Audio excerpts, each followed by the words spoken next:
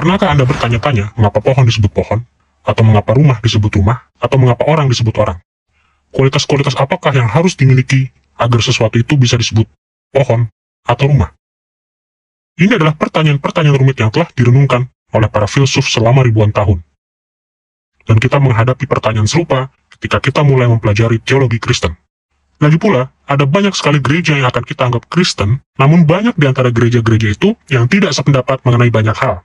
Jadi ada baiknya kita bertanya, doktrin apakah yang bersifat fundamental yang menjadi inti bagi teologi Kristen? Tentunya saat kita mengajukan pertanyaan ini, kita perlu menegaskan bahwa manusia memang bisa diselamatkan walaupun mereka memiliki pemahaman teologi yang sangat kurang. Percaya kepada Kristus cukup untuk menjadikan kita orang-orang Kristen. Pada saat yang sama, tidaklah berlebihan jika kita katakan bahwa ada beberapa gagasan yang esensial yang harus ada dalam sistem teologis sebelum sistem tersebut layak disebut Kristen. Pengakuan iman rasuli telah menyediakan suatu rangkuman yang bermanfaat mengenai kepercayaan-kepercayaan inti.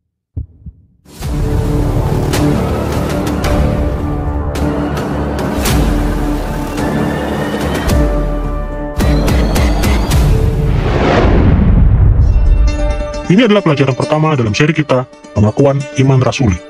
Suatu rangkuman yang terkenal dan digunakan secara luas tentang apa yang dipercayai oleh orang-orang Kristen. Kami telah memberi judul Butir-Butir Iman, karena kita akan mempelajari pengakuan iman rasuli sebagai rangkuman dari butir-butir atau doktrin-doktrin yang harus diakui oleh semua orang yang ingin menyebut diri mereka Kristen. Pengakuan iman rasuli muncul dalam berbagai bentuk selama abad-abad pertama gereja. Tapi pengakuan iman tersebut dibakukan pada sekitar tahun 700 Masehi dalam bahasa Latin. Sebuah terjemahan dalam bahasa Indonesia berbunyi demikian. Aku percaya kepada Allah, Bapa yang Maha Kuasa, Khalik langit dan bumi. Dan kepada Yesus Kristus, Anaknya yang tunggal, Tuhan kita, yang dikandung daripada Roh Kudus, lahir dari anak darah Maria, yang menderita sengsara di bawah pemerintahan Pontius Pilatus, disalibkan, mati dan dikuburkan, turun ke dalam kerajaan maut. Pada hari yang ketiga bangkit pula dari antara orang mati, naik ke surga, duduk di sebelah kanan Allah, Bapa yang Maha Kuasa. Dan dari sana ia akan datang untuk menghakimi orang yang hidup dan yang mati.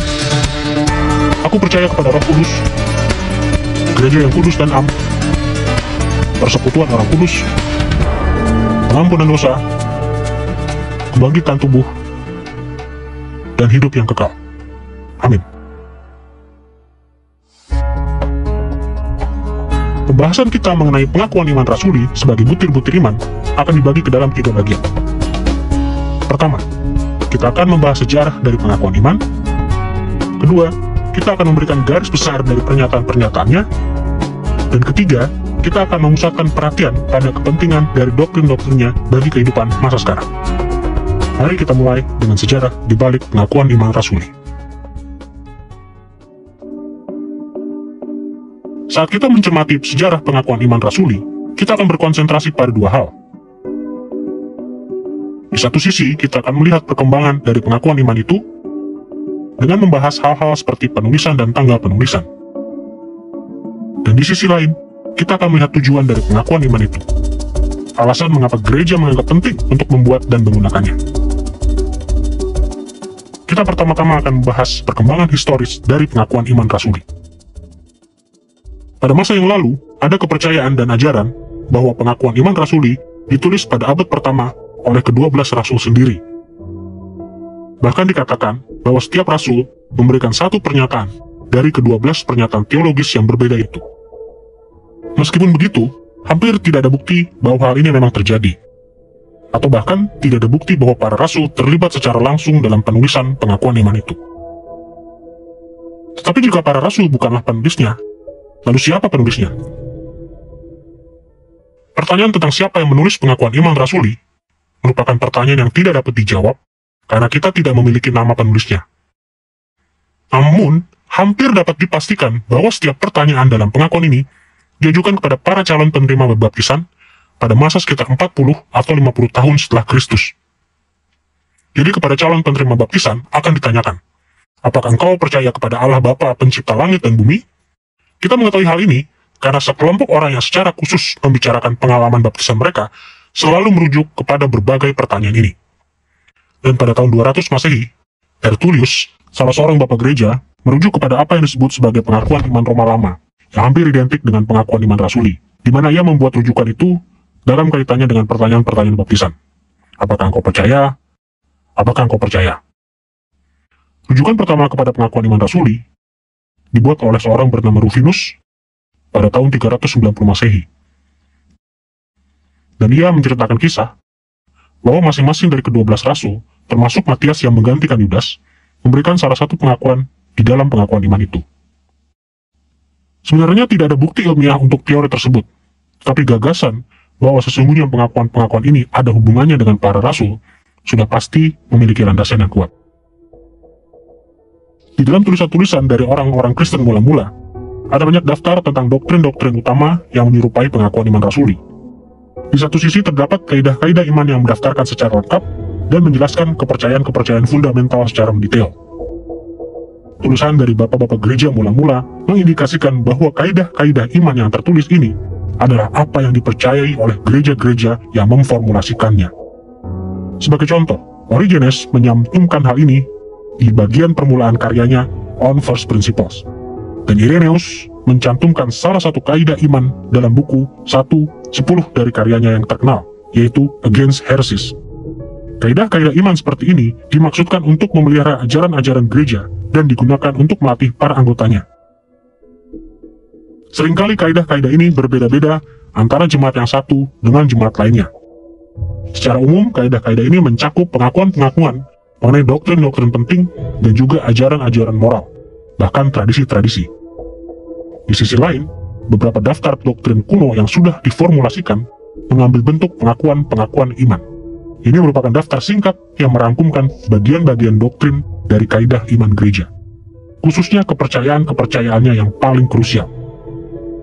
Pengakuan-pengakuan ini sering diucapkan dalam liturgi tertentu seperti baptisan. Pada abad pertama dan kedua, ada kemungkinan bahwa setiap jemaat lokal memiliki pengakuan imannya sendiri, atau merangkumkan kebenaran Alkitab yang esensial dengan caranya sendiri. Tetapi mulai abad ketiga atau keempat, beberapa pengakuan iman menjadi lebih dikenal dan digunakan di beberapa gereja. Sebuah pengakuan iman kuno yang menjadi terkenal dengan cara ini adalah pengakuan iman dari gereja di Roma, yang sering disebut sebagai pengakuan iman Roma. Pengakuan iman ini begitu mirip dengan pengakuan iman rasuli, sehingga banyak ahli percaya pengakuan iman rasuli hanyalah versi yang lebih baru dari pengakuan iman Roma. Tetapi terlepas dari asal-usul persisnya, hal yang tidak perlu diragukan lagi adalah bahwa pengakuan iman rasuli pada akhirnya digunakan secara luas, khususnya di gereja-gereja barat. Pada abad-abad permulaan, pengalimatan persisnya berbeda-beda antara satu gereja dengan gereja lain. Tetapi pada abad ke-8, pengalimatannya secara umum dibakukan ke dalam bentuk yang kita kenal dan kita gunakan sampai sekarang. Berdasarkan pemahaman mengenai perkembangan historis dari pengakuan iman ini, kita akan melihat tujuan di balik penyusunan dan penggunaan pengakuan iman rasuli. Ada banyak orang Kristen yang berpikir keliru terhadap pengakuan iman, dan tidaklah sulit untuk memahami alasannya. Meskipun sedikit sekali orang yang secara terang-terangan mengatakan bahwa pengakuan iman memiliki otoritas yang sama dengan kitab suci, kadang-kadang ada orang-orang Kristen yang dengan tujuan yang baik memperlakukan pengakuan-pengakuan iman tertentu seolah-olah semuanya itu setara dengan Alkitab itu sendiri. Tidak ada pengakuan iman yang boleh diperlakukan setinggi ini. Alkitab adalah satu-satunya kaidah iman dan tingkah laku yang diinspirasikan oleh Roh Kudus, sehingga dapat dipercaya seutuhnya, atau infallible. Pengakuan-pengakuan iman hanyalah alat-alat bantu pengajaran yang tidak sempurna, atau fallible, yang merangkumkan seluruh pengertian kita akan kitab suci. Dan seperti yang akan segera kita lihat, pengakuan iman rasuli disusun untuk menolong orang-orang Kristen mempelajari dan mempertahankan kesetiaan kepada ajaran-ajaran Alkitab. Kita akan menyelidiki tujuan pengakuan iman rasuli dengan 3 langkah. Pertama, kita akan mempelajari kitab suci sebagai tempat penyimpanan orisinal dari doktrin-doktrin yang benar. Kedua, kita akan mempelajari ajaran-ajaran tradisional gereja sebagai peneguhan terhadap kitab suci. Dan ketiga, kita akan melihat bahwa pengakuan iman rasuli dimaksudkan untuk merangkumkan pemahaman-pemahaman tradisional gereja tentang kitab suci. Mari kita mulai dengan fakta bahwa orang-orang Kristen yang berdedikasi telah selalu mengakui bahwa kitab suci adalah dasar dari doktrin kita. Simaklah kata-kata dari Origenes, Bapak Gereja mula-mula, di dalam pendahuluan dari karyanya yang berjudul On First Principles, yang ditulis pada awal abad ketiga. Semua yang percaya menimba pengetahuan yang mengarahkan manusia kepada kehidupan yang baik dan berbahagia hanya dari satu-satunya sumber, yaitu kata-kata dan ajaran-ajaran Kristus. Dan kata-kata Kristus yang kami maksudkan bukan hanya kata-kata yang diucapkannya ketika ia menjadi manusia. Sebab sebelum waktu itu, Kristus, firman Allah, ada di dalam Musa dan para nabi. Terlebih lagi setelah kenaikannya ke surga, ia berbicara di dalam para murid-muridnya. Origenes mengajarkan bahwa kitab suci di dalam semua bagiannya adalah perkataan Kristus, dan bahwa perkataan itu adalah sumber dari semua doktrin yang benar. Dan simaklah kata-kata dari Uskup Hippolytus di awal abad ketiga dalam bagian ke-9 dari karyanya Against the Heresy of One Noetus. Saudara-saudara, ada satu Allah. Pengetahuan ini kita peroleh dari kitab suci dan bukan dari sumber lain apapun. Gereja mula-mula percaya bahwa seluruh Alkitab adalah perkataan Kristus yang diberikan kepada orang-orang percaya oleh para rasul. Dalam pengertian ini, mereka mengakui konsep yang oleh para teolog seringkali disebut sola scriptura, atau hanya kitab suci. Inilah perspektif bahwa kitab suci adalah satu-satunya kaidah iman yang infallible dan merupakan arbiter final di dalam kontroversi teologis apapun. Kita menemukan contoh yang jelas dari hal ini di dalam tulisan-tulisan Basil yang ditulis sebagai Uskup Kaisaria pada tahun 370 Masehi. Basil adalah seorang yang giat membela tradisi-tradisi atau adat istiadat gereja, dan seringkali mengungkapkan kepercayaannya bahwa tradisi-tradisi ini bisa ditelusuri sampai kepada para rasul.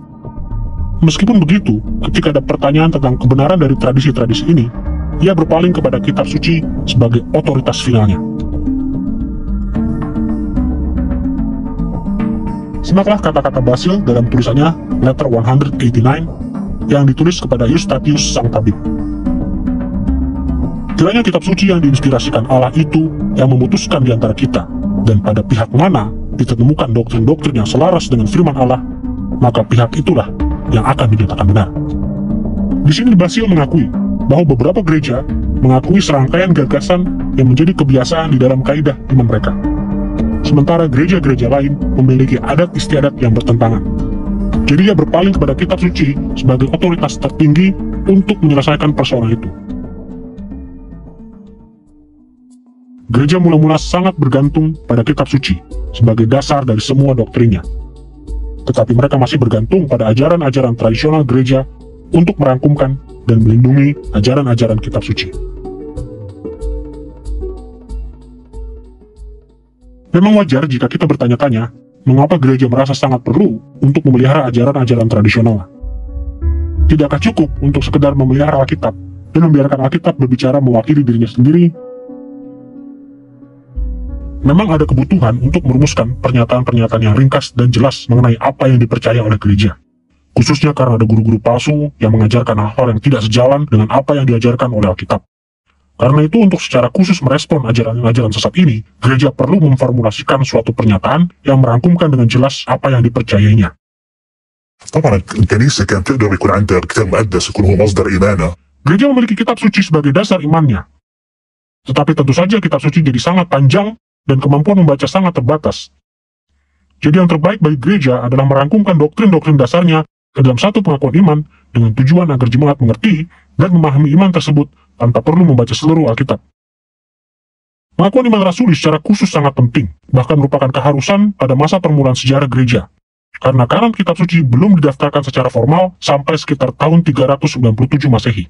Jadi apakah yang menjadi kepercayaan otoritatif gereja? Kepercayaan itu dirangkumkan dalam pengakuan iman rasuli. Tetapi pada saat itu, kita sudah memiliki Alkitab. Jadi mengapa kita harus terus mempertahankan pengakuan iman itu? Karena kita tidak bisa menuntut orang untuk memahami seluruh Alkitab sebelum kita menerima mereka sebagai orang-orang Kristen. Pengakuan iman rasuli masih merangkumkan ajaran-ajaran esensial Alkitab dengan cara yang sederhana. Dan karena alasan ini, pengakuan iman rasuli masih harus terus digunakan, bahkan sampai sekarang.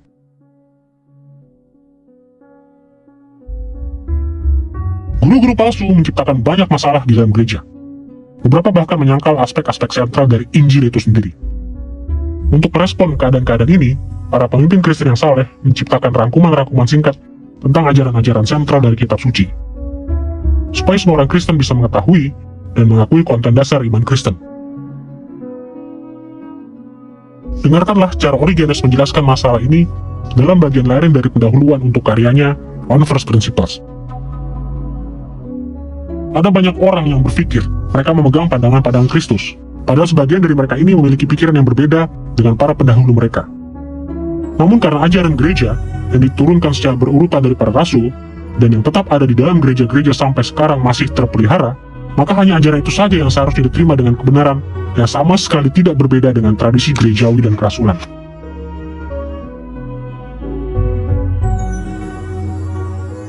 Perhatikan apa yang dikatakan Origenes di sini. Ia tidak mengatakan bahwa ajaran gereja itu infallible, atau bahwa ajaran gereja itu akan selalu sempurna. Sebagai gantinya, ia mengatakan bahwa ajaran itu seharusnya diterima sebagai ajaran yang benar, sebagai atau karena ajaran itu telah diturunkan secara berurutan dari para rasul dan terpelihara sampai pada zamannya sendiri. Dengan kata lain, pada zaman Origenes, ajaran gereja masih merupakan suatu rangkuman yang akurat dari kata-kata Kristus dalam kitab suci. Dan karena alasan ini, gereja pada zamannya dapat menggunakannya sebagai suatu standar atau kaidah iman untuk menguji doktrin-doktrin. Tetapi otoritas tertinggi ada pada Perjanjian Baru, bukan pada gereja kontemporer.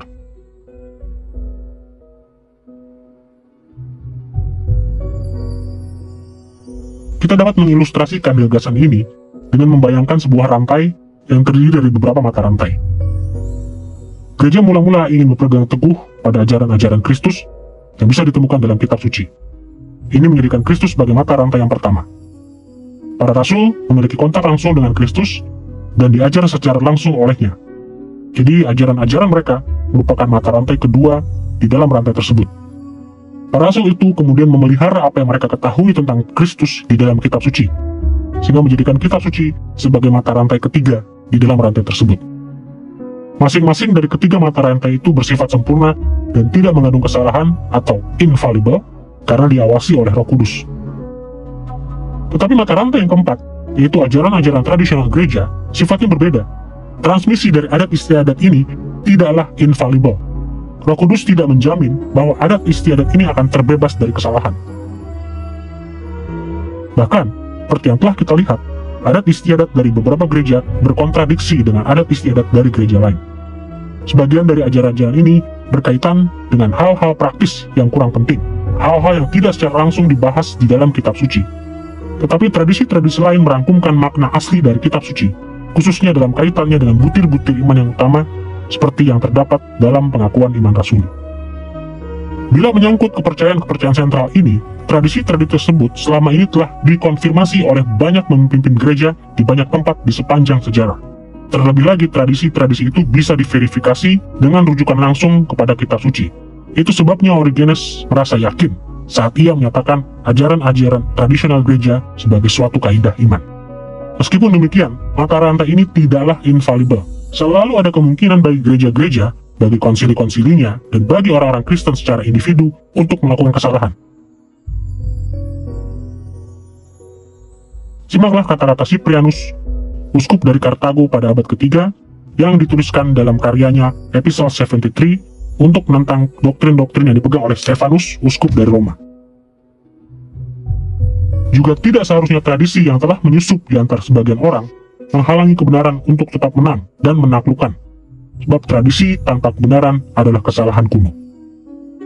Maksud Cyprianus adalah bahwa beberapa pandangan dan praktik Kristen purbakala tidak berakar pada kebenaran yang diturunkan kepada kita dari para rasul. Sebaliknya, pandangan-pandangan dan praktik-praktik tersebut merupakan kesalahan kuno, kesalahan-kesalahan yang telah menyusup ke dalam gereja sejak lama.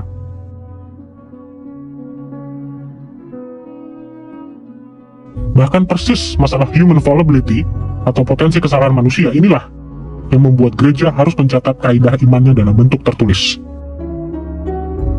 Origenes dan para bapak gereja mula-mula lainnya menuliskan kaidah iman gereja untuk memastikan agar orang-orang Kristen di seluruh dunia akan mampu untuk membandingkan doktrin-doktrin mereka dengan doktrin-doktrin tradisional. Konsili-konsili gereja juga mencatat ajaran-ajaran tradisional, supaya pandangan-pandangannya dapat mengajar orang-orang Kristen di waktu-waktu dan tempat-tempat yang berbeda. Di dalam semua kasus, sasaran dari memelihara ajaran-ajaran tradisional gereja adalah untuk memastikan agar gereja-gereja tidak menyimpang dari makna asli kitab suci, supaya orang-orang percaya bisa memahami dengan benar ajaran-ajaran para rasul, sehingga mereka bisa dengan teguh berpegang dan hidup dengan perkataan Kristus.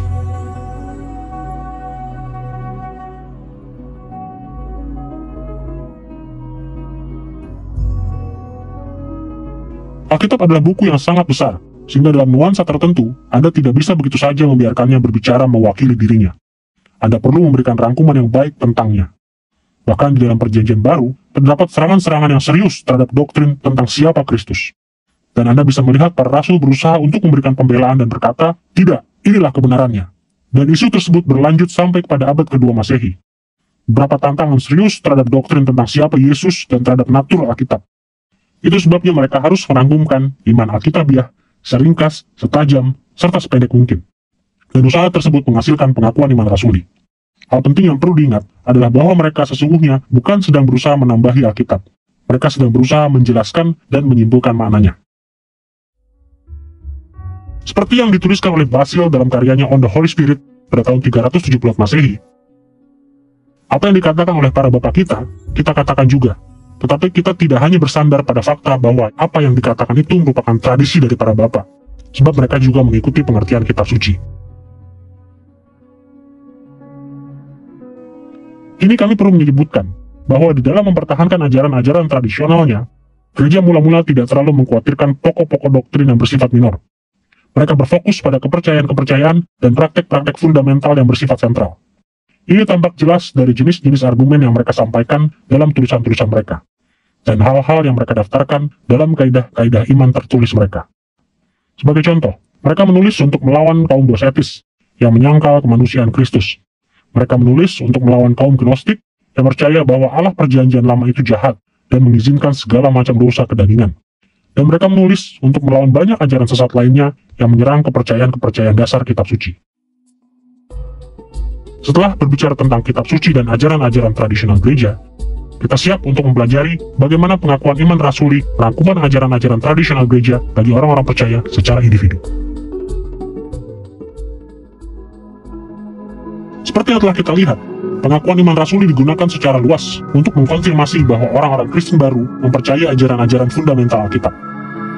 Dengan cara yang kurang lebih sama yang digunakan oleh gereja-gereja modern untuk memuridkan orang-orang yang baru percaya lewat kelas-kelas dan pendalaman Alkitab, gereja mula-mula menggunakan pengakuan-pengakuan iman untuk memberikan pelatihan mengenai dasar-dasar iman kepada orang-orang yang baru percaya. Agustinus, sang uskup yang terkenal dari Hippo, yang hidup dari tahun 354 sampai 430 Masehi, merangkumkan nilai dari pengakuan-pengakuan iman dalam sebuah khotbah kepada para peserta katekisasi, orang-orang yang baru percaya yang sedang mempersiapkan diri untuk dibaptis. Dalam khotbah ini, pengakuan iman yang jelas ada dalam pemikirannya adalah pengakuan iman Nisea. Tapi kata-katanya secara akurat merangkumkan tujuan dan penggunaan dari segala macam pengakuan iman di abad-abad pertama gereja. Dalam A Sermon to the Catechumens on the Creed, Agustinus menuliskan hal ini. Kata-kata ini yang telah kamu dengar ada di dalam kitab suci ilahi, tetapi tersebar di sana-sini. Tetapi kemudian dikumpulkan dan direduksi menjadi satu, supaya pikiran dari orang-orang yang lamban tidak terbebani, supaya setiap orang dapat mengatakan, dapat berpegang pada apa yang dipercayainya. Seperti yang diindikasikan oleh Agustinus di sini, ajaran-ajaran sentral kekristenan tersebar di sana-sini di dalam kitab suci. Jadi gereja-gereja purbakala merangkumkan doktrin-doktrin inti kitab suci dalam pengakuan-pengakuan iman. Ini menjamin bahwa setiap orang percaya, bahkan orang-orang percaya yang dijulukinya lamban atau tidak terpelajar, bisa mengakui dan berpegang teguh pada ajaran-ajaran fundamental kitab suci.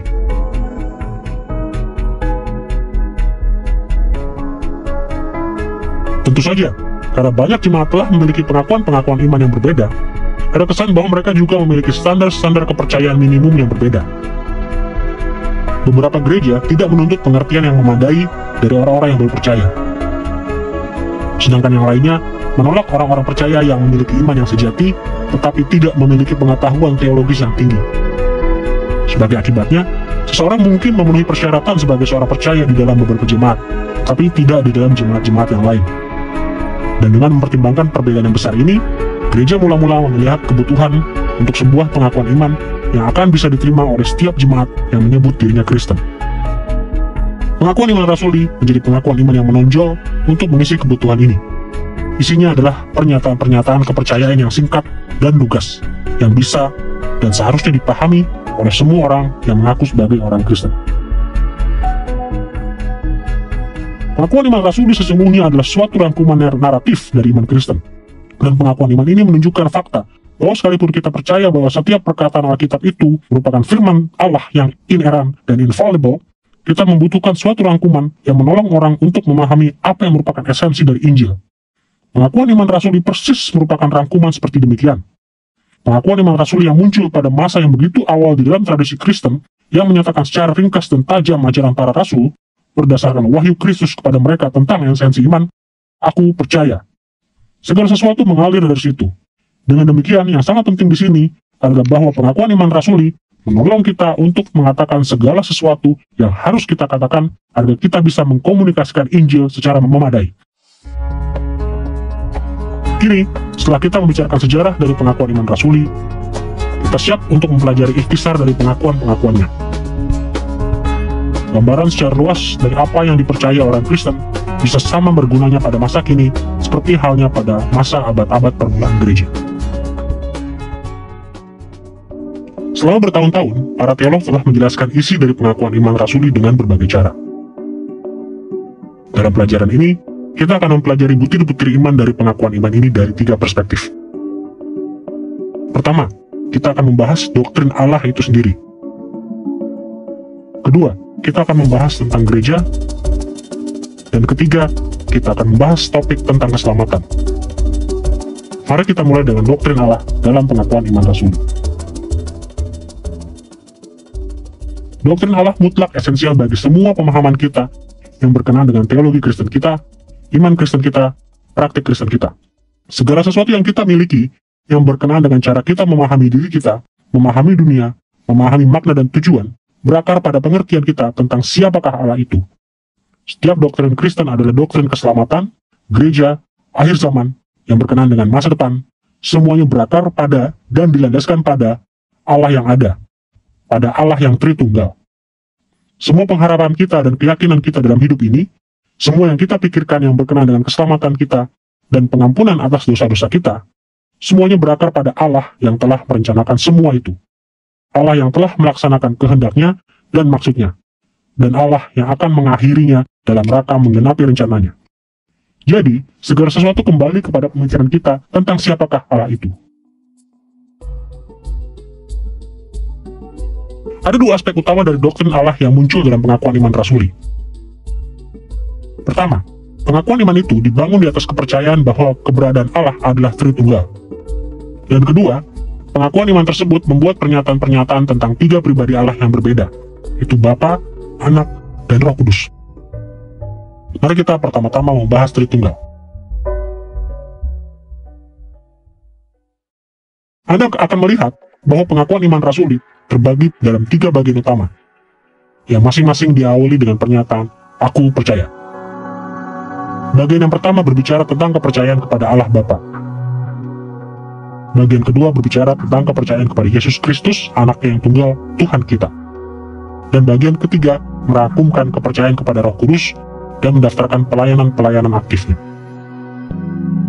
Perlu kami sampaikan bahwa tidak semua versi purbakala dari pengakuan iman itu memasukkan kata-kata aku percaya sebelum butir-butir mengenai Yesus Kristus. Untuk menggantikannya, banyak yang hanya menggunakan kata dan, yang dalam konteks ini memiliki kekuatan yang sama dengan kata-kata aku percaya. Meskipun begitu, di dalam semuanya, pembagian pengakuan iman tersebut berdasarkan pribadi-pribadi Allah yang telah secara universal diakui oleh gereja. Formula itu bersifat trinitarian. Maksudnya didasarkan pada kepercayaan bahwa hanya ada satu Allah, dan bahwa Allah ini ada dalam 3 pribadi, yaitu pribadi Bapa, Anak, dan Roh Kudus. Ini adalah formula yang sama yang kita temukan dalam nas-nas seperti Matius 28 ayat 19, di mana Yesus memberikan amanat ini kepada muridnya. Karena itu pergilah, jadikanlah semua bangsa muridku, dan baptislah mereka di dalam nama Bapa dan Anak dan Roh Kudus. Di sini, sama seperti dalam pengakuan iman rasuli, disebutkannya 3 nama ini bersama-sama dan dengan istilah yang setara, mengimplikasikan bahwa meskipun Bapa, Anak, dan Roh Kudus adalah pribadi-pribadi yang berbeda, hanya ada satu Allah.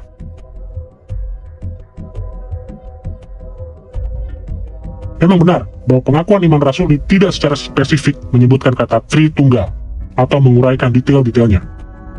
Tetapi ingatlah bahwa pengakuan iman itu dimaksudkan untuk menjadi rangkuman kepercayaan, bukan suatu pernyataan iman yang komprehensif.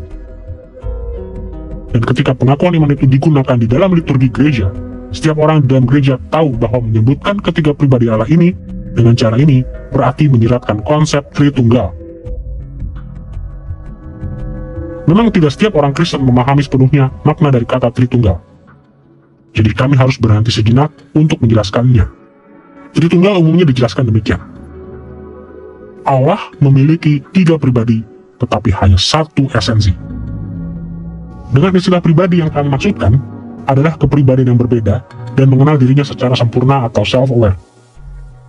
Dan dengan istilah esensi, kami merujuk kepada natur fundamental Allah, atau substansi yang membentuk keberadaannya. Tentu saja konsep Tritunggal sangat sulit untuk dipahami oleh manusia. Eksistensi dan natur Allah begitu jauh melampaui ranah pengalaman kita, sehingga sulit bagi kita untuk membayangkan dia. Meskipun demikian, Tritunggal merupakan salah satu kepercayaan unik kekristenan yang paling penting. Tetapi bagaimanakah doktrin yang serumit ini bisa menjadi batu penjuru yang penting dalam teologi Kristen?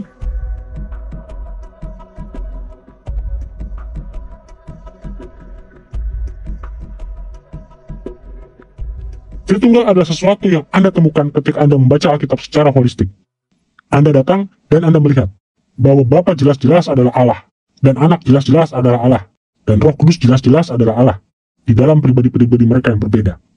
Karena itu perlu untuk mensintesiskan ajaran kitab suci dengan sesuatu seperti doktrin Tritunggal. Jadi doktrin Tritunggal menjadi suatu batu penjuru dari teologi Kristen. Saya menerimanya terutama karena itu adalah doktrin yang alkitabiah.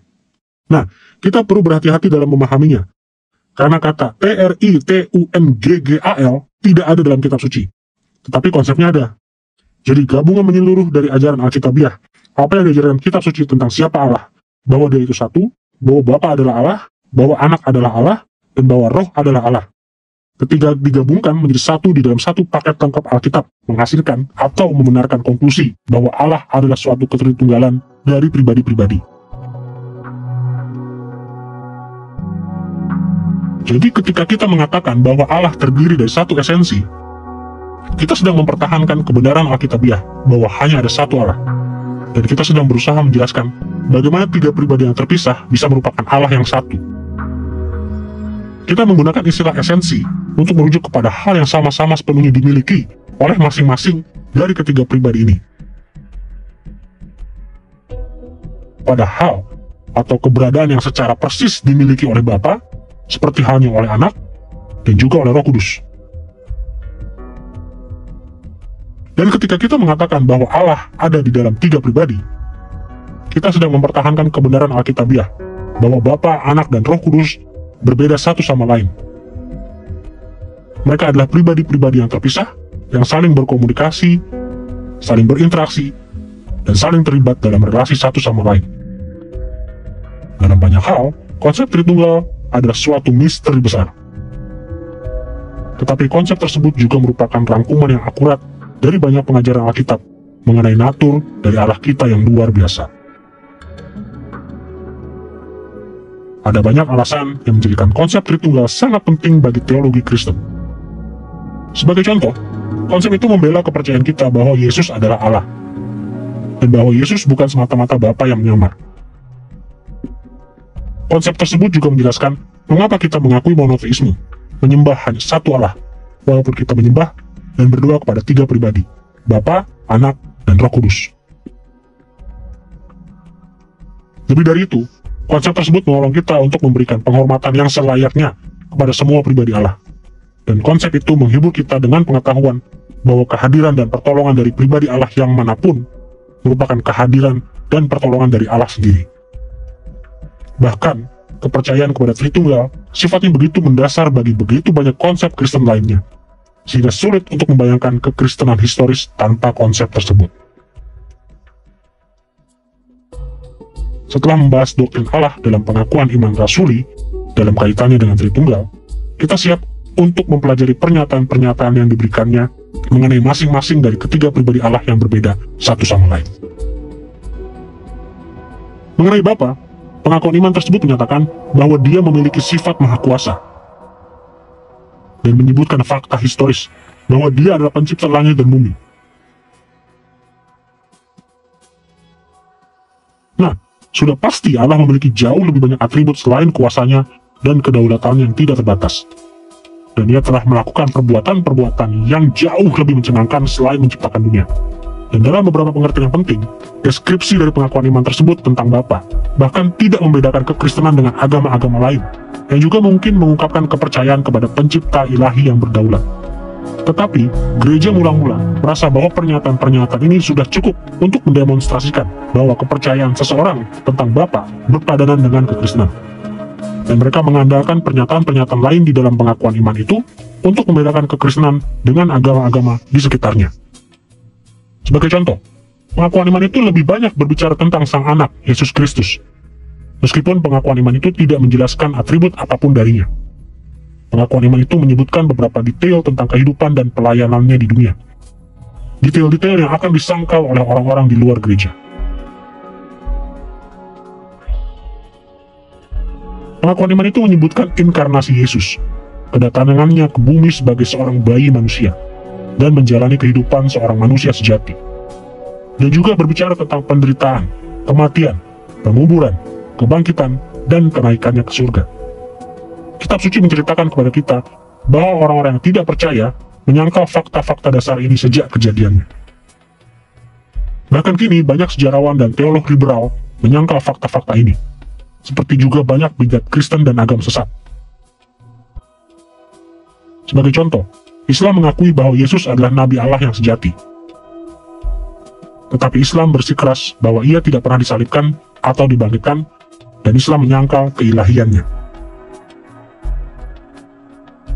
Akhirnya, pengakuan iman menyebutkan peran Yesus sebagai Dia yang akan menghakimi semua orang pada akhir zaman, menghukum orang fasik, tetapi memberikan kehidupan kekal yang penuh sukacita kepada orang-orang percaya.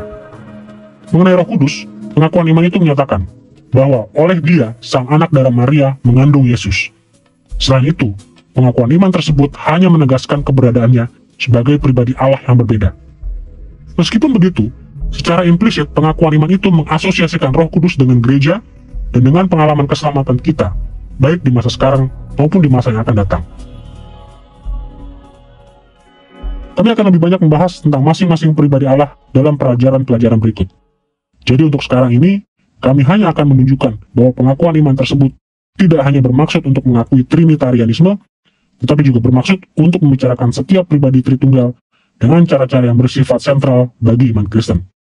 Meskipun pernyataan-pernyataannya tidak menjangkau secara luas, pengakuan iman itu memberikan pernyataan yang cukup tentang Allah dan pribadi-pribadinya untuk membedakan antara orang-orang yang mengakui iman Kristen yang historis dengan yang tidak. Jadi, setelah kita menyebutkan pernyataan-pernyataan doktrinal yang merujuk kepada Allah sendiri, kini kami siap untuk menjelaskan bagaimana pengakuan iman rasuli membahas gereja. Pengakuan iman rasuli menjelaskan gereja dalam dua frasa yang berbeda. Pertama, gereja disebut sebagai gereja yang kudus dan am. Kedua, gereja dijelaskan sebagai persekutuan orang-orang kudus. Frasa-frasa ini telah ditafsirkan dengan berbagai cara, dan kami akan membahasnya secara lebih mendetail dalam pelajaran mendatang. Untuk saat ini, kami hanya akan menunjukkan bahwa frasa gereja yang kudus dan am tidak merujuk kepada gereja Katolik Roma, tetapi kepada gereja dalam semua bagiannya di seluruh dunia. Meskipun begitu, mungkin banyak orang Protestan yang merasa janggal saat berpikir tentang mempercayai gereja dalam bentuk apapun. Jadi mungkin akan membantu jika dijelaskan bahwa ketika pengakuan iman itu mengatakan aku percaya kepada gereja, yang dimaksud bukanlah bahwa kita beriman kepada gereja. Sebaliknya, artinya bahwa kita mengakui kepercayaan bahwa gereja itu kudus atau dikuduskan, dan yang berarti universal. Dan kita menegaskan kepercayaan kita bahwa suatu persekutuan orang-orang kudus, yaitu persekutuan orang-orang percaya. Dalam pengertian inilah, kekristenan historis terus menekankan pentingnya gereja.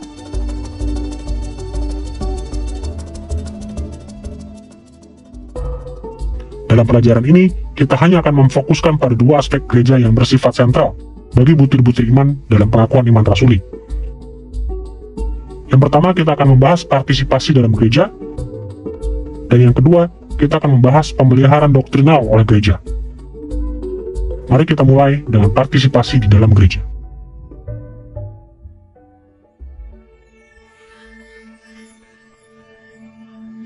Ketika pengakuan iman mengatakan, aku percaya kepada gereja yang kudus, yang ditekankan adalah pentingnya berpartisipasi di dalam gereja.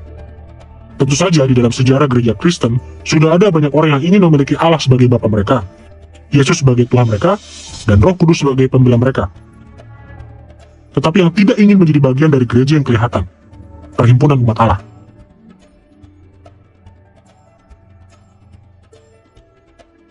Seperti yang kita baca dalam Ibrani pasal 10 ayat 25. Janganlah kita menjauhkan diri dari pertemuan-pertemuan ibadah kita, seperti yang dibiasakan oleh beberapa orang. Bahkan dalam abad pertama, beberapa orang yang mengaku sebagai orang percaya ingin menghindari perkumpulan gereja sebagai tempat untuk beribadah, mengajar, dan bersekutu. Tapi kitab suci mengajarkan bahwa gereja itu penting dan sangat dibutuhkan oleh orang-orang Kristen. Tentu saja, mereka yang pertama kali menggunakan pengakuan iman rasuli tidak seperti ini. Sebaliknya, pengakuan iman itu secara khusus digunakan dalam kebaktian-kebaktian gereja. Dan pengakuan itu diakui oleh mereka yang datang ke gereja untuk dibaptis. Mereka datang untuk ditambahkan kepada jumlahnya, untuk dimasukkan dalam perkumpulannya. Inilah teladan yang diajukan untuk kita ikuti. Meskipun begitu, di dalam dunia modern, kita masih menjumpai orang-orang Kristen yang menghindari gereja. Mungkin itu disebabkan karena mereka tidak menyukai agama yang terorganisir. Atau mungkin mereka telah diperlakukan dengan buruk oleh orang-orang Kristen lain. Atau mungkin mereka menganggap cukup untuk membaca buku-buku Kristen, menonton televisi Kristen, dan menggunakan situs-situs jejaring Kristen. Tetapi Alkitab mengajar bahwa orang-orang Kristen untuk membentuk suatu komunitas fisik yang aktual. Dan Alkitab bersikeras bahwa komunitas ini amat sangat penting bagi setiap orang percaya.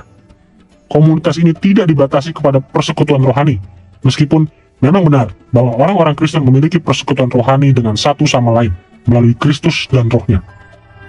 Sebaliknya, komunitas kita harus menjadi seperti sebuah keluarga atau lingkungan tetangga yang terdiri dari orang-orang yang saling berinteraksi secara langsung.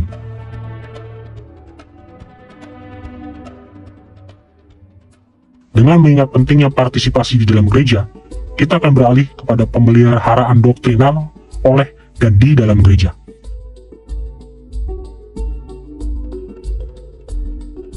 Sejak awal sekali, tindakan mengucapkan, mengakui, dan menghafalkan pengakuan-pengakuan iman dan pengakuan-pengakuan secara rutin di gereja menduduki peran yang sangat-sangat penting, khususnya di dalam masyarakat seperti dunia abad pertama dan abad selanjutnya dalam kekristenan mula-mula, di mana tingkat keaksaraan sangat-sangat rendah.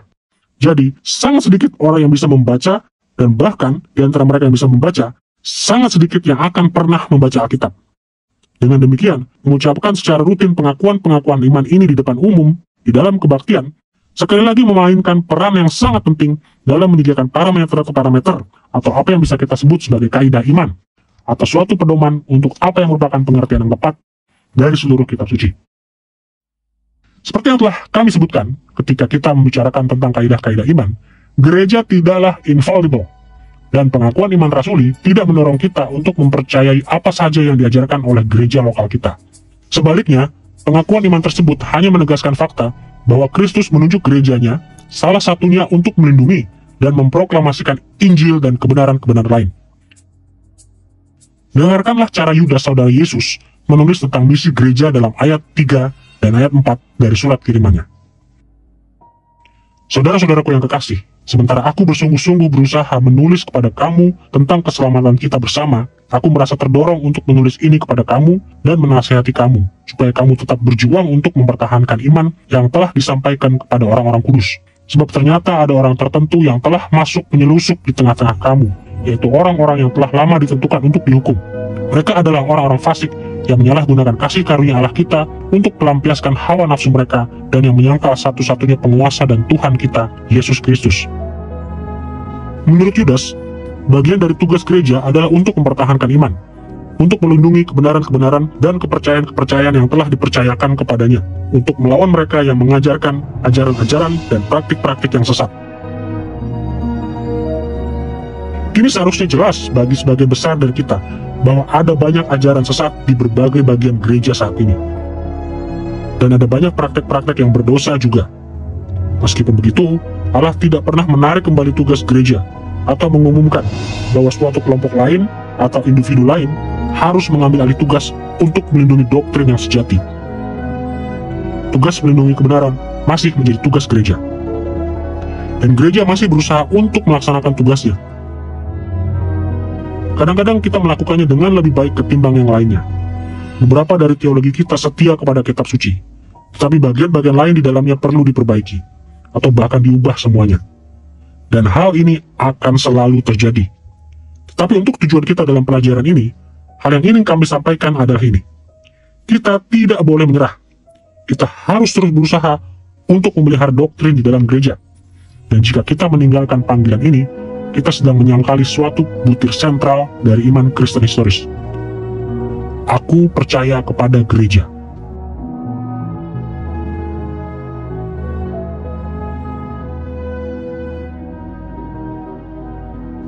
Kini setelah kita membahas butir-butir iman yang berkaitan dengan Allah dan gereja, kita siap untuk beralih kepada kategori ketiga kita, pernyataan-pernyataan tentang keselamatan yang disampaikan dalam pengakuan iman rasuli.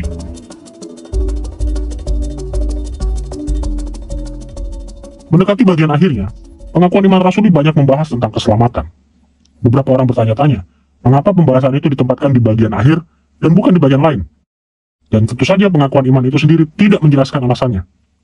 Tapi jika Anda memperhatikannya, menurut penglihatan saya, alasannya adalah karena pengakuan iman tersebut ingin menegakkan kebenaran tentang Allah Tritunggal, Bapa, Anak, dan Roh Kudus.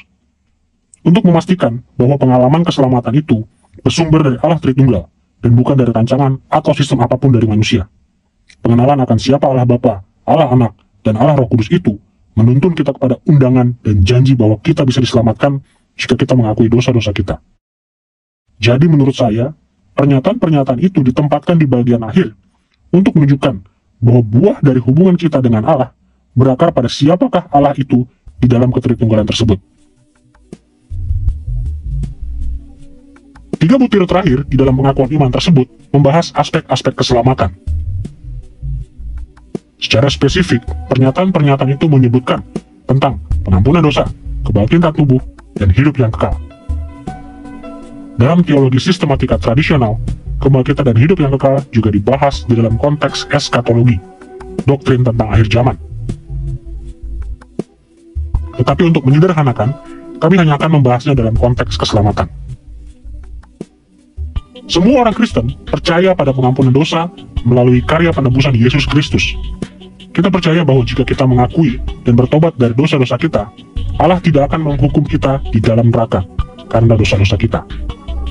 Dan seperti yang diindikasikan dalam pengakuan iman rasuli, kepercayaan ini telah menjadi kepercayaan gereja sejak masa yang paling awal. Dan kita semua mengenal kitab suci yang mengajarkan kepada kita bahwa semua orang yang diampuni dikaruniai hidup kekal melalui Yesus Kristus.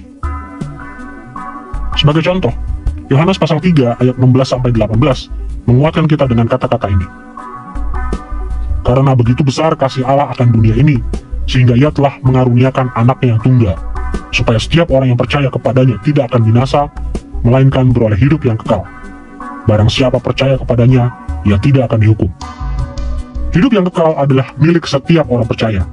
Dalam pengertian tertentu, hidup yang kekal itu dimulai pada saat kita percaya, karena jiwa kita diberi hidup yang baru dan tidak akan pernah mati.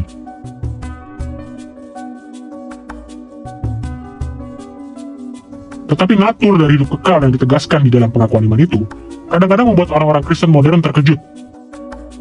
Secara spesifik, pengakuan iman itu berbicara tentang kebangkitan tubuh. Kadang-kadang orang-orang Kristen secara keliru berpikir bahwa pengakuan iman itu sedang merujuk kepada kebangkitan Yesus. Tetapi itu tidak benar. Kebangkitan Yesus disebutkan di dalam bagian sebelumnya dari pengakuan iman itu dengan kata-kata, pada hari yang ketiga, bangkit pula dari antara orang mati. Butir iman ini tidak diulangi.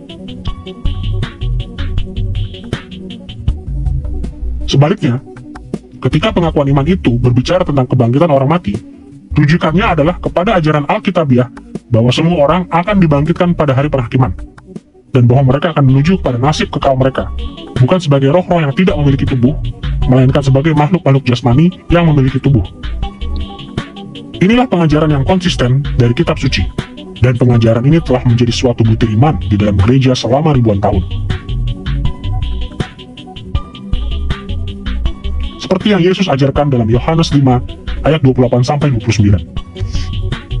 Saatnya akan tiba bahwa semua orang yang di dalam kuburan akan mendengar suaranya, dan mereka yang telah berbuat baik akan keluar dan bangkit untuk hidup yang kekal, tetapi mereka yang telah berbuat jahat akan bangkit untuk dihukum. Pernyataan-pernyataan dari pengakuan iman tersebut mengenai keselamatan diajarkan dengan jelas dalam kitab suci, dan telah selalu dianut oleh gereja-gereja yang Alkitabiah. Meskipun begitu, banyak orang modern yang mengaku sebagai pengikut Kristus menolak ajaran-ajaran dasar yang fundamental ini. Ada sebagian orang yang menyangkal bahwa Allah menuntut pertanggungjawaban kita untuk dosa kita, dan yang bersikeras bahwa pengampunan tidak diperlukan. Ada orang-orang yang tidak percaya di dalam gereja-gereja kita yang mengajarkan bahwa yang ada hanyalah kehidupan yang sekarang ini, dan bahwa apapun yang disebut hidup kekal yang kita miliki terbatas pada masa hidup kita di bumi, di dalam tubuh jasmani kita. Dan ada banyak orang yang secara keliru mempercayai bahwa kita akan menjalani kekekalan sebagai roh-roh yang tidak bertubuh di dalam surga. Karena alasan-alasan seperti inilah, butir-butir iman dalam pengakuan iman rasuli itu sama pentingnya dan sama relevannya bagi gereja masa kini, seperti juga pada abad-abad permulaan. Sebagai kesimpulan, pengakuan iman rasuli berfokus pada doktrin-doktrin yang berkaitan dengan Allah, gereja, dan keselamatan. Di dalam pelajaran-pelajaran lainnya di dalam seri ini, kita akan mempelajari masing-masing konsep ini secara jauh lebih mendalam. Tapi untuk saat ini, kami hanya ingin memastikan bahwa kita memahami gambaran besarnya, bahwa sekelumit doktrin ini begitu sentral dan fundamental, sehingga doktrin-doktrin ini telah secara efektif menentukan garis-garis batas kekristenan selama beratus-ratus tahun.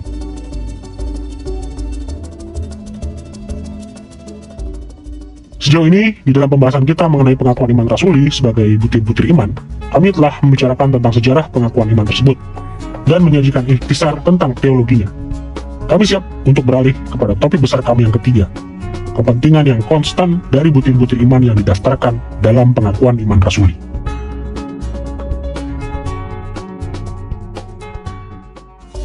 Kami akan membahas 3 aspek dari kepentingan pernyataan-pernyataan doktrinal dalam pengakuan iman rasuli. Pertama, kami akan menjelaskan bahwa ajaran-ajaran ini bersifat fondasional bagi seluruh teologi Kristen lainnya. Kedua, kami akan membahas pengakuan universal dari ajaran-ajaran ini di gereja-gereja. Dan ketiga, kami akan membahas natur yang mempersatukan dari butir-butir iman ini. Mari kita mulai dengan mempelajari kualitas-kualitas fondasional dari doktrin-doktrin dalam pengakuan iman rasuli. Kebanyakan orang tidak asing dengan gagasan bahwa gedung-gedung yang besar membutuhkan fondasi-fondasi yang kokoh. Fondasi itu adalah dasar yang menjadi tumpuan dari seluruh bangunan gedung. Fondasi itu merupakan jangkar yang menopang bangunan itu agar dapat berdiri kokoh di tempatnya, dan yang menyediakan kekuatan dan stabilitas untuk seluruh strukturnya.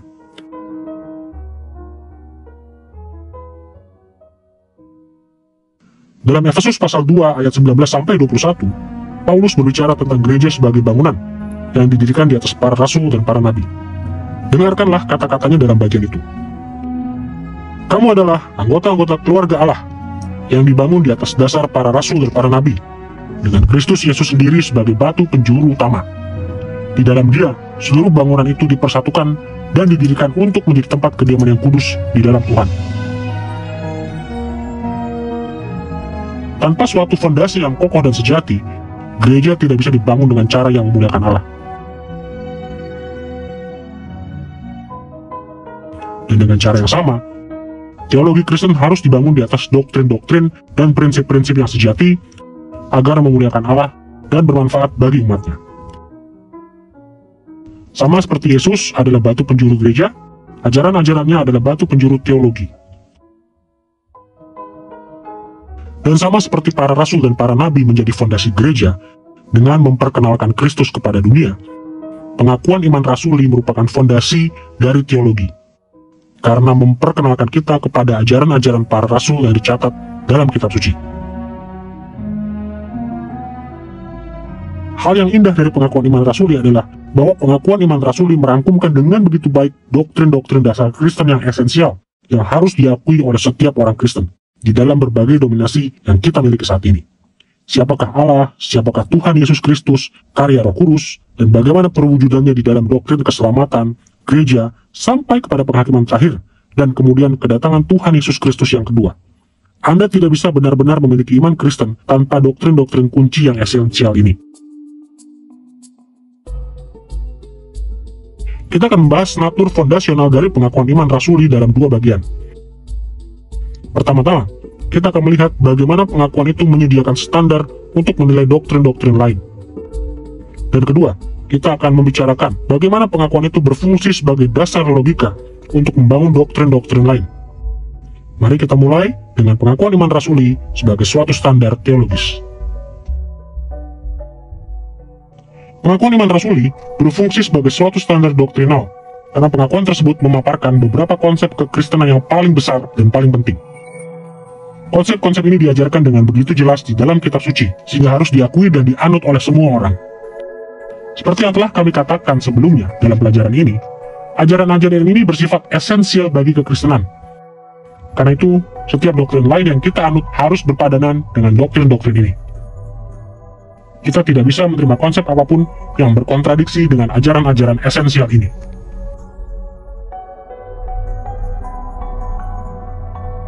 Pernahkah Anda melihat seorang ventriloquist? Seorang ventriloquist adalah seorang artis yang bisa berbicara sedemikian rupa, sehingga tampaknya ia tidak sedang berbicara. Para ventriloquist sering tampil dengan boneka tangan, dan membuat boneka tangan itu seolah-olah sedang bercakap-cakap dengan sang ventriloquist. Seorang ventriloquist yang terampil bisa membuat boneka tangan itu tampak hampir seperti hidup. Tetapi, sebaik apapun penampilannya, kita tahu bahwa yang berbicara adalah sang ventriloquist, dan bukan boneka tangan itu. Mengapa? Ya, jawabannya sederhana. Kita tahu boneka tangan bukanlah makhluk hidup, dan ia tidak bisa benar-benar berbicara.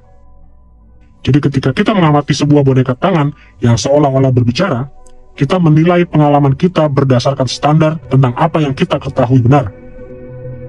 Meskipun boneka tangan itu tampak benar-benar sedang berbicara, standar kita memberitahu bahwa penampilan itu merupakan tipuan. Jadi kita menolak untuk mempercayainya. Kita mungkin tidak bisa menjelaskan bagaimana boneka tangan itu bisa tampak hidup dan mengatakan apa yang ada di dalam pikirannya. Tetapi kita tahu bahwa pasti ada suatu penjelasan logis yang konsisten dengan standar kita. Dengan cara yang sama, pengakuan iman rasuli merangkumkan kepercayaan-kepercayaan sentral yang kita pegang dengan sangat teguh, sehingga kita tidak akan pernah mengubahnya. Kita percaya bahwa Alkitab berbicara dengan begitu jelas mengenai pokok-pokok tersebut, dan bahwa semuanya itu sangat penting, sehingga kita tidak bisa mengkompromikannya. Jadi, perspektif lain apapun yang diajukan orang kepada kita, akan kita tolak jika bertentangan dengan ajaran-ajaran sentral dari kitab suci ini. Menggunakan pengakuan iman sebagai suatu standar, menolong kita untuk tetap setia kepada kitab suci, ketika guru-guru palsu yang meyakinkan menawarkan teologi yang buruk pada kita. Banyak di antara kita yang pernah bertemu dengan orang-orang yang memberikan argumen-argumen yang sangat baik, dan yang begitu meyakinkan secara pribadi, sehingga kita cenderung untuk mempercayai sebagian besar perkataan mereka, bahkan ketika mereka salah atau berbohong. Jadi, suatu daftar singkat dari kepercayaan-kepercayaan esensial menolong kita bagaikan sebuah jangkar yang melabuhkan kita pada ajaran-ajaran kitab suci. Dan pengakuan iman rasuli menyediakan jangkar semacam itu bagi kita. Sebagai contoh, ada beberapa ajaran sesat yang penting yang diresponi oleh gereja di abad-abad permulaan keberadaannya. Dan salah satu dari ajaran-ajaran sesat itu adalah Gnostisisme. Gnostisisme antara lain mengajarkan bahwa tubuh jasmani kita itu jahat, dan bahwa keselamatan mencakup dilepaskannya jiwa kita dari keterpenjaraannya di dalam tubuh kita. Nah, tidak setiap orang Kristen di dalam gereja mula-mula mengerti cara untuk melawan pandangan yang salah ini. Tetapi, mereka yang telah dilatih dengan doktrin-doktrin dari pengakuan iman rasuli bisa dengan yakin menolak ajaran sesat ini dengan dasar bahwa kitab suci mengajarkan kebangkitan tubuh.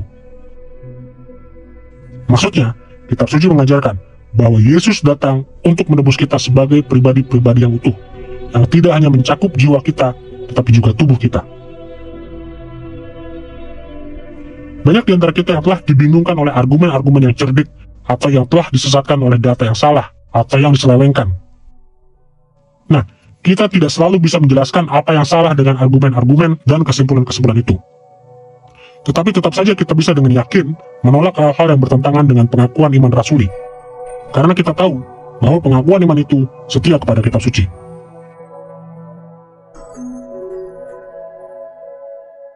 Tentu saja kita tidak pernah ingin menyetarakan pengakuan iman rasuli atau pernyataan iman apapun dengan kitab suci. Hanya Alkitab yang secara mutlak tidak perlu dipertanyakan. Dan bahkan butir-butir iman dalam pengakuan iman rasuli harus ditolak jika terbukti berkontradiksi dengan kitab suci. Tetapi pengakuan iman rasuli telah melewati ujian waktu sejak abad-abad paling awal di dalam sejarah gereja. Pengakuan rasuli telah berulang kali terbukti menjadi suatu representasi yang akurat dari Alkitab. Jadi kita harus merasa yakin untuk menggunakannya sebagai suatu standar untuk menilai banyak doktrin yang kita temukan dalam dunia modern. Setelah mempelajari bagaimana pengakuan iman rasuli bisa bertindak sebagai suatu standar doktrinal yang bermanfaat, kini kita siap untuk mempelajari aspek fondasional lainnya. Kegunaannya sebagai dasar logika bagi sudut pandang teologis lainnya.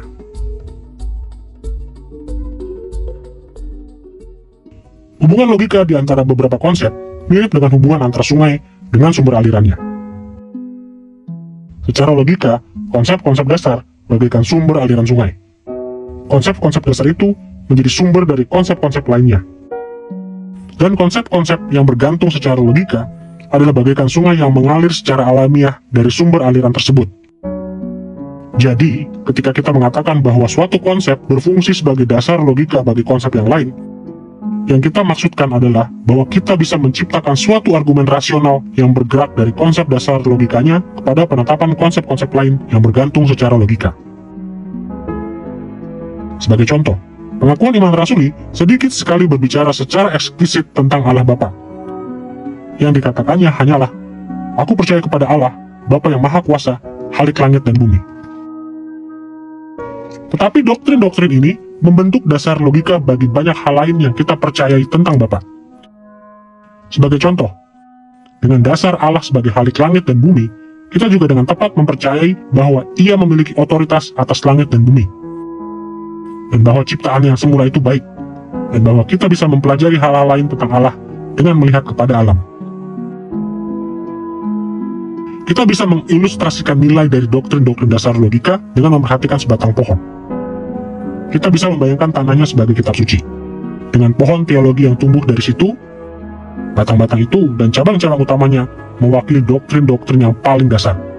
Doktrin-doktrin ini didasarkan dan bergantung hanya kepada kitab suci. Tapi saat cabang-cabang utama itu terbagi menjadi cabang-cabang yang lebih banyak dan lebih kecil, cabang-cabang itu bergerak kepada kepercayaan-kepercayaan yang secara logis mengalir dari cabang-cabang yang lebih besar. Dan saat kita memperhatikan daun-daun di pohon itu, kita sedang melihat konsep-konsep yang bergantung pada cabang-cabang yang lebih kecil. Ketika kita melukiskannya demikian, kepentingan untuk memulai dengan pengakuan iman rasuli menjadi jelas. Kita perlu mempelajari doktrin-doktrin besar terlebih dahulu untuk mendapatkan bentuk dari pohon tersebut pada tempatnya dan berakar dengan kuat pada kitab suci. Cara ini memberikan dua manfaat kepada kita. Pertama, cara ini menolong kita melihat hubungan antara berbagai kepercayaan yang berbeda di dalam sistem teologi kita. Dan kedua, cara ini menolong kita untuk memikirkan doktrin-doktrin yang lebih jauh dari kitab suci dengan cara-cara yang menyelaraskan konsep-konsep yang kurang sentral ini dengan kepercayaan-kepercayaan fundamental kita. Doktrin-doktrin dalam pengakuan iman rasuli mengkristalkan esensi kebenaran Kristen. Pengakuan iman rasuli benar-benar berasal dari abad kedua. Pada abad kedua bentuknya bermacam-macam, dan akhirnya mengambil bentuk yang kita kenal. Dan di situ Anda menemukan Allah Tritunggal, Bapa, Anak, dan Roh Kudus. Di situ Anda menemukan inkarnasi Tuhan Yesus, dan kematiannya yang menebus, dan kebangkitannya yang penuh kemenangan, dan kedatangannya kembali di masa mendatang. Di situ Anda menemukan pengampunan dosa. Di situ Anda menemukan realitas dari gereja sebagai persekutuan dari orang-orang yang telah lahir baru di dalam Kristus. Dan menurut saya, tidak ada sesuatu pun yang benar-benar lebih sehat di dalam gereja manapun ketimbang mengulangi pengakuan iman rasuli secara berkala dan menekankan doktrin-doktrin tersebut. Kini setelah kita melihat kepentingan dari pengakuan iman rasuli dalam kaitannya dengan natur fondasionalnya, kami siap untuk menguraikan pengakuan universal terhadap ajaran-ajarannya. Satu cara yang kita gunakan untuk menilai kebenaran dari fakta-fakta adalah dengan memperhatikan apa yang dikatakan oleh saksi-saksi yang berbeda. Semakin banyak saksi yang menunjukkan kebenaran dari suatu konsep, semakin besar kemungkinan kita untuk mempercayainya. Nah, hal yang sama juga diterapkan dalam teologi. Saat kita berusaha untuk menentukan apa yang seharusnya kita percayai, akan bermanfaat jika kita mengetahui apa yang telah dipercayai oleh orang-orang lain di sepanjang sejarah, seperti juga apa yang dipercayai oleh orang-orang di dunia modern. Dan berkenaan dengan pengakuan iman rasuli, pernyataan-pernyataan doktrinalnya telah selalu diakui oleh kebanyakan orang Kristen di sebagian besar tempat. Kita akan mempelajari natur universal dari butir-butir iman dalam pengakuan iman rasuli dalam 3 periode historis. Pertama, kita akan melihat bahwa kepercayaan-kepercayaan ini didasarkan pada perjanjian baru. Kedua, kita akan melihat bahwa kepercayaan-kepercayaan ini telah diakui oleh kebanyakan orang Kristen di sepanjang sejarah gereja. Dan ketiga, kita akan mempelajari bagaimana kepercayaan-kepercayaan ini terus menjadi ciri gereja di masa sekarang. Mari kita mulai dengan perjanjian baru dan peneguhannya yang konsisten terhadap doktrin-doktrin ini. Sejak masa paling awal keberadaan gereja, sudah ada pertentangan-pertentangan mengenai ajaran Kristus dan para rasul. Beberapa di antara pertentangan-pertentangan ini telah muncul di luar gereja, sedangkan yang lainnya telah muncul dari dalam gereja. Sebagai contoh, Paulus sering menulis untuk menentang orang-orang Kristen Yahudi yang menuntut para petobat non-Yahudi untuk disunat, seperti dalam Galatia pasal 5. Dan dalam 2 Petrus pasal 2, Petrus memperingatkan bahwa akan ada guru-guru palsu di dalam gereja. Perjanjian baru dipenuhi dengan contoh-contoh tentang Yesus dan para rasul yang mengoreksi konsep-konsep yang salah dari berbagai macam orang. Dan kesalahan-kesalahan di dalam gereja itu berbahaya jika kepercayaan-kepercayaan yang kritis dipertaruhkan. Inilah sebabnya Yesus dan para penulis perjanjian baru begitu mementingkan koreksi terhadap kesalahan-kesalahan mengenai pokok-pokok teologi yang fundamental. Dan hal yang menakjubkan adalah bahwa saat mereka memberikan koreksi, mereka benar-benar sependapat. Meskipun ada banyak ajaran sesat yang muncul di gereja pada masa tersebut, perjanjian baru memperlihatkan kesatuan doktrinal yang selalu dapat diandalkan di dalam dirinya. Fakta bahwa gereja menetapkan sebuah kanon yang terdiri dari kitab-kitab ini, yang memakan waktu berabad-abad untuk benar-benar menyelesaikannya, sehingga proses itu bukan sekedar proses yang cepat, menunjukkan bahwa keputusan yang telah dipertimbangkan gereja adalah bahwa ada inti kesatuan di sini. Itu bukanlah suatu pertimbangan yang bisa dengan mudah kita kesampingkan. Dan itu telah menjadi keputusan dari para ahli di dalam gereja selama lebih dari 2000 tahun terakhir. Namun meskipun kita bisa berbicara tentang inti kesatuan di antara dokumen-dokumen perjanjian baru, Anda tetap perlu mengakui bahwa ada perbedaan-perbedaan perspektif di antara dokumen-dokumen tersebut. Saya rasa hal yang signifikan adalah bahwa perbedaan-perbedaan perspektif itu pada akhirnya tidak mengakibatkan suatu kontradiksi dalam pernyataan-pernyataan doktrinal. Anda mendapatkan perspektif yang berbeda, penekanan yang berbeda, cara pembahasan yang berbeda mengenai realitas, aspek-aspek realitas yang berbeda. Tetapi, setidaknya menurut hemat saya, tidak ada suatu kontradiksi yang mencolok di antara berbagai kitab perjanjian baru. Berdasarkan kesatuan ini, ketika perjanjian baru menegaskan butir-butir iman yang didaftarkan dalam pengakuan iman rasuli, adalah beralasan jika kita mengatakan bahwa hal itu dilakukan secara universal. Perjanjian baru secara konsisten membuktikan keilahian Bapa, Anak, dan Roh Kudus. Sementara pada saat yang sama, bersikeras bahwa hanya ada satu Allah. Kitab-kitab Injil memberikan fakta-fakta yang berhubungan dengan pengakuan iman mengenai konsepsi, kelahiran, kehidupan, pelayanan, kematian, kebangkitan, dan kenaikan Kristus. Dan kitab-kitab perjanjian baru sepenuhnya mendukung pernyataan-pernyataan dalam pengakuan iman mengenai gereja dan keselamatan. Setelah melihat kepada perjanjian baru, Mari kita melihat bagaimana kepercayaan-kepercayaan ini telah secara universal menjadi ciri kekristenan di sepanjang sejarah gereja. Sama seperti gereja dalam Perjanjian Baru, gereja di abad-abad selanjutnya memperlihatkan keragaman teologi. Dalam banyak isu minor, ada sedikit sekali kesatuan, tetapi doktrin-doktrin yang lebih sentral, seperti butir-butir iman dalam pengakuan iman rasuli, diterima dan diakui hampir secara universal. Dan di dalam kasus-kasus di mana kepercayaan-kepercayaan fundamental ini ditolak, gereja dan sejarah hampir selalu menganggap para pengingkar itu sebagai orang-orang yang membawa perpecahan dan para guru palsu. Sebagai contoh saja, coba pikirkan peristiwa-peristiwa di abad keempat Masehi. Versi-versi paling awal dari pengakuan iman rasuli sudah digunakan pada saat itu. Pada saat itu di dalam sejarah, ada beberapa ajaran sesat yang dibahas oleh gereja di dalam konsili-konsilinya. Beberapa di antara konsili-konsili ini adalah konsili-konsili lokal, tetapi yang lainnya dianggap bersifat ekumenikal, karena melibatkan para uskup dari sebagian besar bagian gereja di seluruh dunia. Sebagai contoh saja, konsili Nisea pada tahun 325 Masehi dan konsili Konstantinopel pada tahun 381 Masehi merupakan konsili-konsili ekumenikal yang membahas isu-isu yang berhubungan dengan sebagian dari butir-butir iman di dalam pengakuan iman rasuli. Pengakuan iman Nisea modern pada awalnya dirumuskan dalam konsili Nisea pada tahun 320 Masehi dan memperoleh bentuk modernnya pada konsili Konstantinopel pada tahun 381 Masehi. Sebagian besar pengakuan iman tersebut merupakan suatu perluasan dan penjelasan dari pengakuan iman rasuli yang dimaksudkan untuk mengklarifikasi sebagian konsep-konsepnya demi menyangkal penafsiran-penafsiran yang sesat dari pengakuan iman tersebut. Sebagai contoh, bidat yang dikenal sebagai Gnostisisme mengajarkan bahwa Allah Alkitab yang menciptakan dunia itu sendiri telah diciptakan oleh ilah lainnya. Bidat-bidat seperti Gnostisisme tidak secara eksplisit dinyatakan sebagai bidat oleh pengakuan iman rasuli, sehingga pengakuan iman Nisea menambahkan penjelasan untuk memperjelas maksud dari pengakuan iman rasuli. Secara spesifik, di mana pengakuan iman rasuli hanya mengatakan, "Aku percaya kepada Allah Bapa yang Maha Kuasa, Khalik langit dan bumi." Pengakuan iman Nisea menawarkan suatu penjelasan yang diperluas ini. Kami percaya kepada satu Allah Bapa yang Maha Kuasa, Khalik langit dan bumi, sebagai sesuatu yang kelihatan dan yang tidak kelihatan. Perhatikan 4 hal di sini. Pertama, pengakuan iman Nisea didasarkan pada pengakuan iman rasuli. Dengan mendasarkan pengakuan iman mereka sendiri pada pengakuan iman rasuli, konsili Nisea ekumenikal mendemonstrasikan bahwa gereja secara universal mengakui pengakuan iman rasuli. Kedua, pengakuan iman Nisea dimulai dengan kata kami untuk menggantikan kata aku.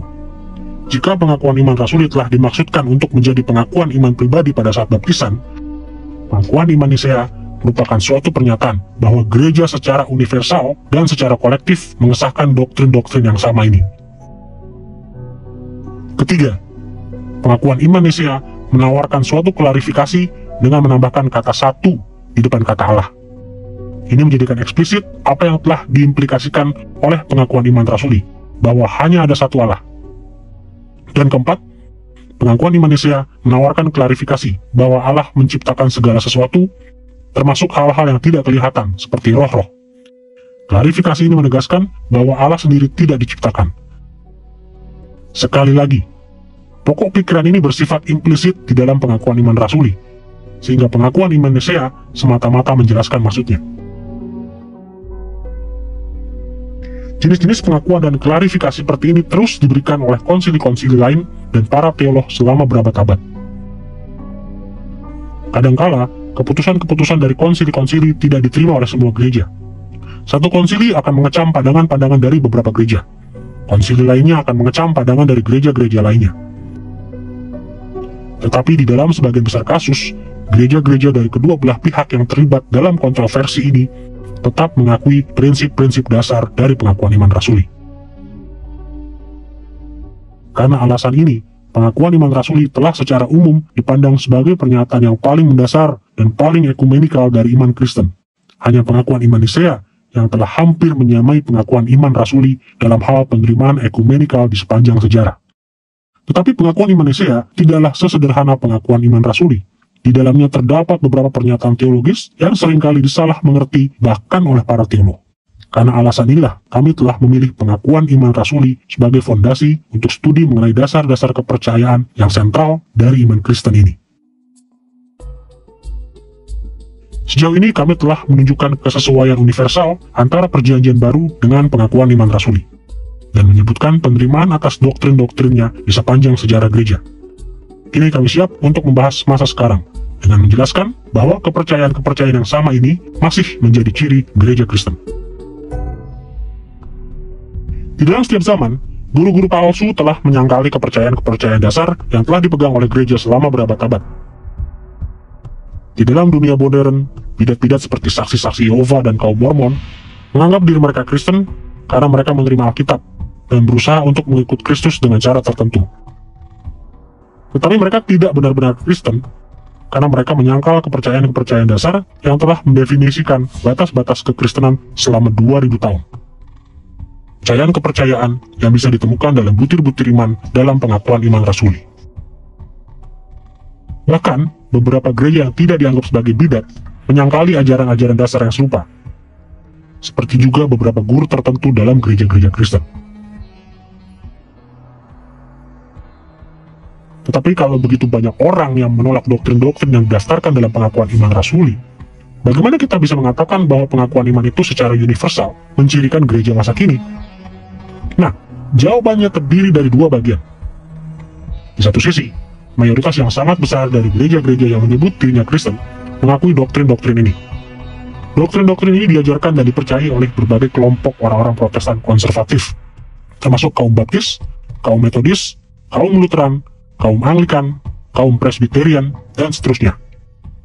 Doktrin-doktrin ini juga diakui oleh gereja-gereja non-Protestan yang lebih besar, seperti Gereja Katolik Roma dan gereja-gereja Ortodoks Timur.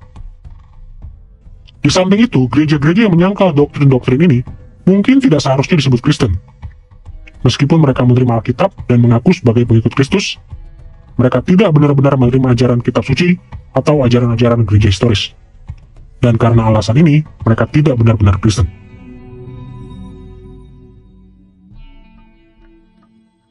Ketika Anda berpikir tentang pentingnya doktrin-doktrin yang dikemukakan dalam pengakuan iman rasuli misalnya, hal-hal ini benar-benar esensial bagi kehidupan gereja dan bagi pengertian kita tentang natur Injil dan pengertian kita tentang keselamatan kita sendiri di dalam Kristus. Sebagai contoh, pengakuan-pengakuan iman itu menyatakan kepada kita natur ketritunggalan Allah. Allah adalah Bapa, Allah adalah Anak, dan Allah adalah Roh Kudus. Jadi jika kita ingin menjadi Kristen, kita tidak bisa berpura-pura seolah-olah doktrin Tritunggal adalah semacam lapisan kecil yang bagus yang ditambahkan ke atas iman kita. Seolah-olah lapisan itu memberikan sedikit bumbu tambahan. Sebaliknya, doktrin Tritunggal adalah suatu pernyataan tentang siapa Allah kita sesungguhnya di dalam esensinya. Menurut saya, doktrin-doktrin dalam pengakuan iman rasuli bersifat esensial dan mendasar bagi kekristenan. Dan sesungguhnya jika Anda bergeser darinya, Anda sedang meninggalkan iman Kristen historis. Itulah pengalaman dari gereja mula-mula. Mereka mendapati ada berbagai macam cara untuk menafsirkan Alkitab, dan mereka berkata, inilah cara yang benar. Gambarannya seperti jalur kereta api. Inilah alur yang benar untuk menafsirkan Alkitab. Ikuti alur yang lain, dan Anda sedang meninggalkan iman Kristen yang esensial. Itulah sebabnya sampai saat ini, pengakuan iman rasuli bagi saya mendefinisikan natur yang esensial dari iman Alkitabiah yang otentik. Karena kepercayaan-kepercayaan yang dirangkumkan dalam pengakuan iman rasuli itu begitu mendasar dan universal, kepercayaan-kepercayaan itu memberikan pengaruh yang mempersatukan di antara orang-orang percaya. Hal ini secara khusus sangat bernilai pada masa sekarang karena ada begitu banyak perpecahan di dalam gereja modern. Mungkin Anda telah menjumpai orang-orang Kristen yang tulus yang menolak untuk belajar teologi, karena mereka yakin bahwa doktrin hanya menimbulkan perpecahan di antara orang Kristen. Mereka menyebarkan penolakan terhadap teologi formal dengan slogan-slogan seperti, Yesus mempersatukan kita, tetapi doktrin memisahkan kita. Dan pendapat ini memang ada benarnya. Orang-orang Kristen di sepanjang zaman telah saling memisahkan diri, saling menyalahkan, saling menganiaya, dan bahkan berperang demi soal-soal doktrinal. Walaupun demikian, Perjanjian Baru tetap mendorong gereja untuk memperjuangkan kesatuan doktrinal. Sebagai contoh, dalam Efesus pasal 4 ayat 11-13, kita membaca kata-kata ini. Yesus memberikan beberapa orang untuk menjadi rasul-rasul, beberapa orang untuk menjadi nabi-nabi, beberapa orang untuk menjadi pemberita-pemberita Injil, dan beberapa orang untuk menjadi gembala-gembala dan pengajar-pengajar. Supaya tubuh Kristus boleh dibangun, sampai kita semua mencapai kesatuan dalam iman dan dalam pengetahuan tentang anak Allah, dan menjadi dewasa, sehingga mencapai seluruh tingkat pertumbuhan yang sesuai dengan kepenuhan Kristus. Dalam nas ini, Paulus merujuk kepada gereja sebagai tubuh Kristus, dan ia menunjukkan bahwa gereja tidak dapat mencapai kedewasaan di dalam Kristus sebelum kita dipersatukan dalam iman dan dalam pengetahuan. Karena alasan ini, kesatuan doktrinal harus menjadi sasaran dari setiap orang Kristen.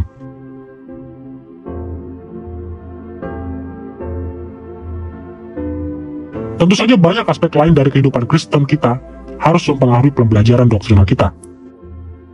Kita perlu melakukan hal-hal seperti mengasihi Allah dan sesama kita, mengejar kekudusan, bergantung pada kuasa Roh Kudus, dan merentungkan Allah dan firman-Nya.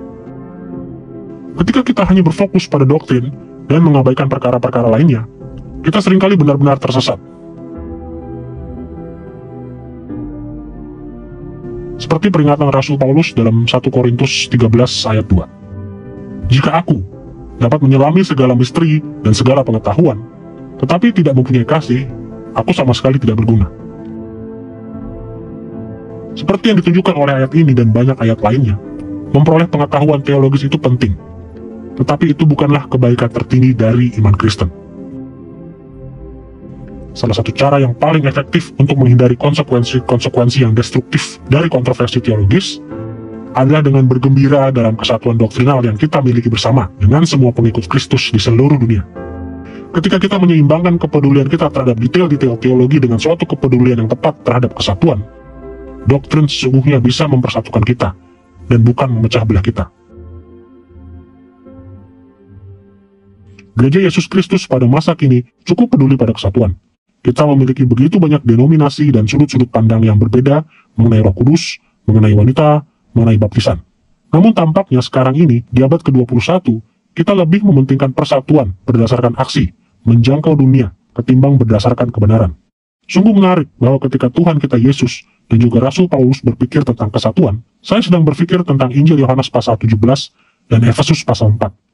Mereka berpikir tentang kesatuan yang kita miliki, karena kita mempunyai satu Allah, satu Tuhan, satu roh, satu iman, satu baptisan. Jadi, yang perlu menjadi fondasi dari kesatuan kita di dalam Kristus adalah kebenaran-kebenaran atau kumpulan kebenaran yang kita percayai. Di seluruh dunia, ada ratusan juta pengikut Kristus yang sejati, yang menyatakan kesetiaan yang tidak tergoyahkan kepada ajaran-ajaran sentral Alkitab, yang dinyatakan dalam pengakuan iman rasuli. Bahkan saat ini juga ada orang-orang Kristen yang tidak terhitung banyaknya, yang menderita penganiayaan dan bahkan menjadi martir karena komitmen-komitmen ini. Mereka mungkin tidak sependapat dengan kita dalam beberapa isu teologis. Bahkan mereka mungkin benar-benar keberatan dengan sudut-sudut pandang yang kita pegang teguh. Tetapi terlepas dari perbedaan-perbedaan kita sama-sama berpijak pada apa yang dikatakan oleh pengakuan iman tersebut tentang Allah, gereja, dan keselamatan.